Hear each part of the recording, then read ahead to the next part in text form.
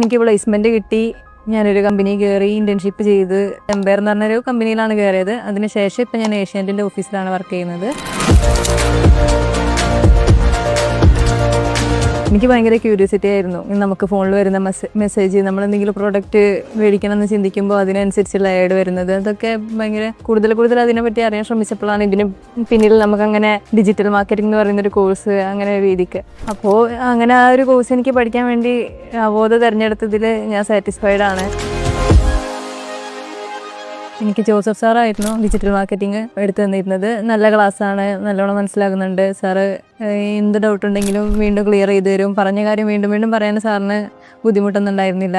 3 മാസത്തെ ക്ലാസ് കഴിഞ്ഞിട്ടും ഞാൻ എന്താ കൺഫ്യൂഷൻ വരുമ്പോൾ സാർ അടുത്ത് പോകുമായിരുന്നു. എനിക്കതൊക്കെ ക്ലിയർ ചെയ്ത് തന്നിട്ടുണ്ട്. അവബോധ തിരഞ്ഞെടുക്കണോ വേണ്ട എന്നുള്ളൊരു കൺഫ്യൂഷനിലാണ് നിൽക്കുന്നതെങ്കിൽ തീർച്ചയായും ഞാൻ റെക്കമെൻഡ് ചെയ്യും. എൻ്റെ തന്നെ 2 ഫ്രണ്ട്സിനെ ഞാൻ ഇപ്പോൾ ഓൾറെഡി റെക്കമെൻഡ് ചെയ്ത് അവർ രണ്ടാളും ഇപ്പോൾ അവിടെ, ഒരാൾ ഡിജിറ്റൽ മാർക്കറ്റിംഗ്, ഒരാൾ ഹോസ്പിറ്റൽ അഡ്മിനിസ്ട്രേഷൻ അവിടെ പഠിച്ചുകൊണ്ടിരിക്കുകയാണ്.